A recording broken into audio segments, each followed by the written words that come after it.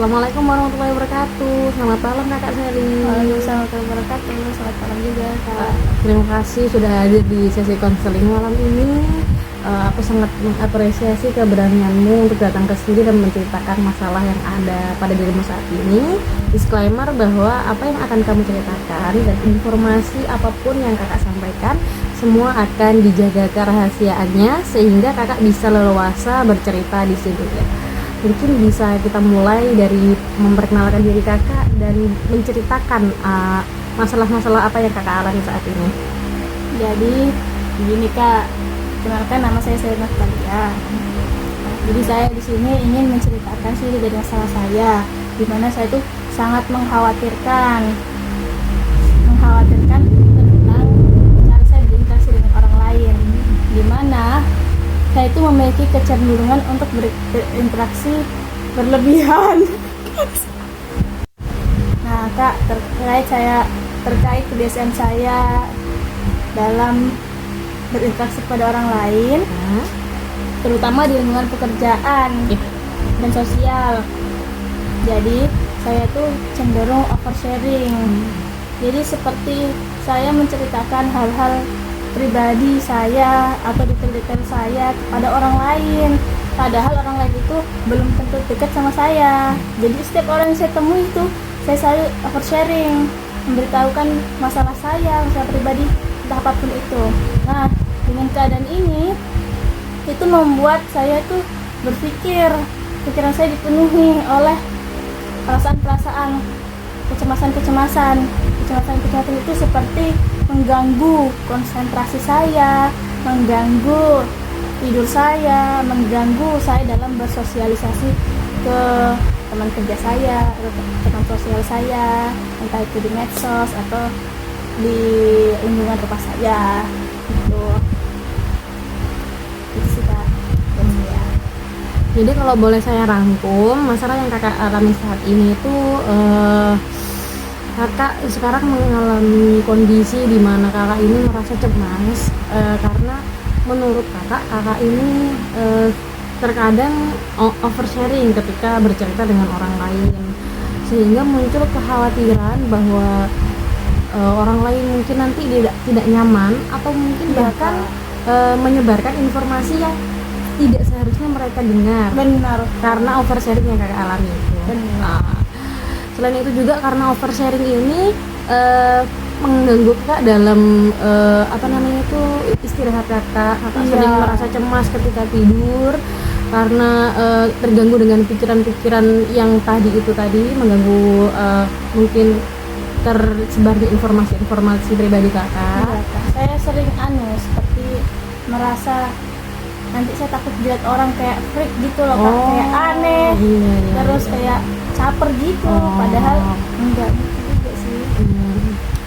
Padahal apa yang kakak lakukan sebenarnya ada bagusnya karena kakak bisa mulai bercerita dan menguasai pembicaraan, tapi mungkin dengan oversharing yang kakak lakukan menimbulkan dampak yang kurang baik seperti cemas, seperti tidak nyaman, seperti takut mengganggu dan lain sebagainya. Mungkin setelah sesi ini kita bisa menemukan solusi dari masalah yang kita alami dan semoga saja kakak bisa menemukan jawaban dari kegelisahan yang kakak alami. Dari apa yang kakak ceritakan tadi, saya mengerti. Jadi kamu tuh merasa ada dorongan gitu ya untuk berbagi banyak hal, dan setelahnya muncul perasaan curiga, cemas, dan penuh dengan penyesalan. Dan bisakah kamu memberikan contoh spesifik tentang situasi yang anda alami saat ini? Oh, jadi misalnya nih Kak, kemarin contoh ini kemarin ya, saya tuh lagi makan bersama rekan-rekan kerja saya. Nah, tanpa saya sadari, saya menceritakan masalah pribadi saya, bahkan detail-detail kecil pun saya ceritakan ke mereka. Nah, saya itu takut mereka berpikiran bahwasannya mereka tuh menganggap saya itu lemah atau orang aneh, mencari perhatian gitu. Atau di kesempatan lain saya bisa terlalu antusias gitu loh cerita kayak gitu. Padahal saya juga belum terlalu akrab sama dia. Gitu, Kak. Apa yang kakak ceritakan tuh contoh yang sangat jelas ya. Jadi setelah oversharing yang kamu lakukan, kamu sering merasa menyesal dan khawatir tentang bagaimana mereka memandang kamu eh, dan bagaimana mereka menilai kamu gitu ya? Iya, benar sekali Kak. Ya di situ tuh pikiran-pikiran itu tuh terus berputar di kepala saya, terus menjadi benak saya selalu kepikiran tentang itu. Jadi itu sangat mengganggu aktivitas kerja saya. Saya sering ngecek HP untuk lihat apakah saya diomongin atau enggak, bisa dibicarakan atau enggak, gitu Bu. Rasanya itu sangat nggak nyaman banget sih Bu. Perasaan itu pasti sangat ya menyenangkan ya. Mari kita coba pahami lebih dalam. Ketika kamu tuh oversharing, apa yang mendorong kamu nih untuk melakukan itu, dan apa yang kamu harapkan ketika kamu berbagi informasi tersebut? Sebenarnya sih saya nggak terlalu yakin Bu ya. Itu kayak refleks aja seperti itu Bu. Itu kayak spontan aja kayak gitu, mengalir aja seperti itu. Saya nggak tahu penyebabnya apa. Mungkin saya ingin apa yang terlihat lebih akrab gitu sama mereka, jadi semuanya saya ceritain.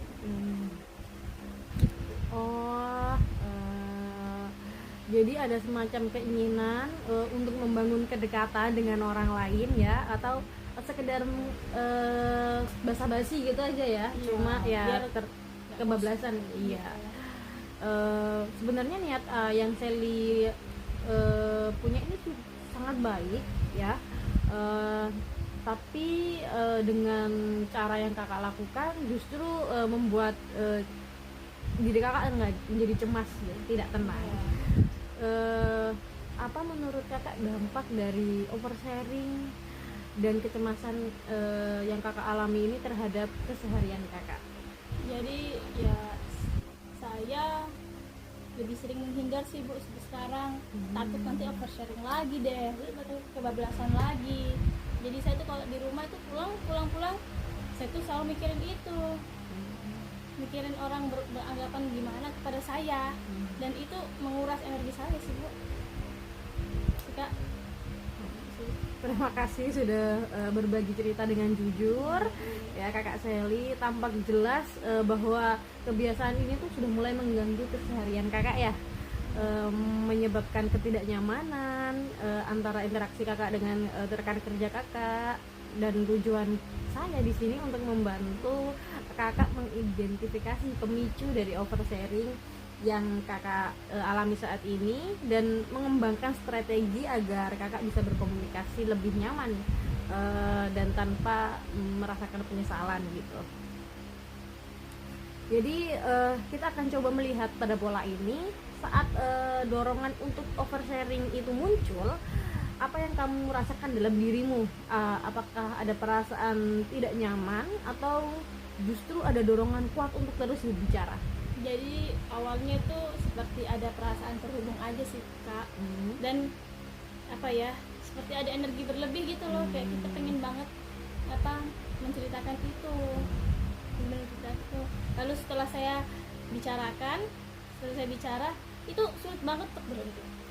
Sulit banget berhenti. Okay. Jadi ya keterusan gitu, seperti ada dorongan gitu, untuk terbawa emosi ya, terbawa emosi untuk terus bercerita, terbawa emosi dan tidak ingin berhenti.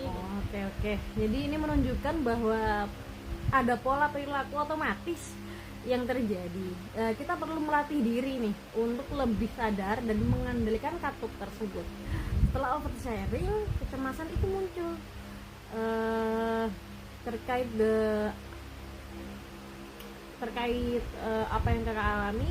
Apakah takut untuk dihakimi atau takut bahwa informasi yang kakak sampaikan itu akan tersebar kemana-mana? Dan sih saya takut dihakimi sih, takut orang menganggap aja saya itu aneh, takut orang menganggap aneh atau lemah, atau saya itu ya nggak profesional di pekerjaan gitu. Takut juga kalau tiba-tiba mereka membicarakan saya dari belakang gitu. Ketakutan yang kakak alami itu sebenarnya hal yang wajar, sangat umum, dan kita itu cenderung ingin diterima ya, dan dihargai oleh orang lain. Namun karena oversharing yang mungkin kakak lakukan itu bisa menjadi bumerang untuk diri kakak, karena justru menimbulkan kerentanan yang tidak terkontrol gitu ya. Dan itu wajar jika membuat kakak cemas. Nah, karena itu mari kita coba berbagai strategi. Yang pertama ya, saya ingin kamu itu mencoba untuk melatih kesadaran diri ya sebelum berbicara. Jadi mungkin mempersiapkan apa aja yang ingin dibicarakan dan berusaha untuk tidak keluar dari apa yang sudah kakak rencanakan itu tadi. Gitu. Berhenti sejenak ketika selesai berbicara dan mengambil nafas untuk kemudian berpikir dan tanyakan pada diri sendiri nih, apa informasi yang kakak akan sampaikan ini relevan terhadap percakapan yang saat ini kakak lakukan, apakah informasi ini pantas untuk diberikan kepada orang lain, dan apa nih tujuan kakak berbagi informasi tersebut. Ini bukan berarti kakak harus berpikir terlalu lama ketika kakak berbicara, cukup jeda sesaat sebelum memulai pembicaraan tersebut. Apakah kakak bersedia untuk mencoba? Sepertinya sih perlu latihan keras sih ya, Kak. Tapi ya nggak apalah, saya mau coba dulu lah. Bagus. Ini tentang menciptakan jeda antara dorongan dan tindakan. Yang kedua adalah kita mencoba teknik 5 detik untuk berpikir ya. Saat kamu merasa dorongan untuk oversharing itu muncul, hitung dalam hati 1-5 sebelum kamu mengatakan apa yang akan kakak katakan. Gunakan 5 detik itu untuk melakukan penilaian dengan cepat, seperti yang saya sebutkan tadi ya. Ini bisa menjadi trigger untuk menghentikan kebiasaan otomatis tersebut. 5 detik ya, Kak? Ya. Hanya 5 detik kan? Ya, hanya 5 detik. Kalau 5 detik sih, insya Allah saya bakal coba sih, Kak. Yang ketiga adalah kita perlu melatih kemampuan untuk mendengarkan lebih banyak. Memang bedanya perempuan itu suka untuk bercerita, tapi kita juga harus punya teknik untuk mendengar, punya kebiasaan mendengar lebih banyak daripada bercerita. Saat kamu berinteraksi dengan orang lain, fokus untuk mendengarkan apa yang orang lain ceritakan, ajukan pertanyaan untuk membuka percakapan, tapi biarkan mereka yang lebih banyak memulai pembicaraan. Ini akan mengalihkan fokus dari dirimu dan mengurangi kesempatan untuk oversharing. Gitu ya, Kak. Oke lah kalau gitu, Kak. Sebenarnya itu sih ide yang bagus sih, Kak. Soalnya karena biasanya tuh saya tuh, karena kebiasaan oversharing saya jadi ingin menguasai percakapan. Itu wajar sih, dan karena mungkin ada keinginan kuat untuk terus terhubung ya dengan rekan kita atau lawan bicara kita. Tapi terakhir yang harus kamu ingat, kita perlu menetapkan garis batas informasi pribadi. Tentukan untuk dirimu sendiri informasi apa saja yang boleh kamu bagikan kepada orang lain, kepada rekan kerja, kepada kenalan, dan informasi apa saja yang hanya boleh didengar oleh teman dekat kita atau orang yang ada dekat sama kita, orang tua, saudara, sahabat gitu ya. Semakin mudah bagimu untuk menyaring kamu akan menyampaikan apa terhadap kelompok ini dan kamu menyampaikan apa terhadap kelompok yang satunya gitu ya. Gitu ya, Kak. Ya. Sebenarnya sih saya belum membatasi gitu. Jadi saya belum memilah-milah membatasi pada siapa saya harus oversharing. Baiklah, Kak, kalau kayak gitu ya insya Allah saya coba sih. Dan coba itu sangat membantu sih, Kak. Ya, semoga kita bisa ketemu lagi minggu depan.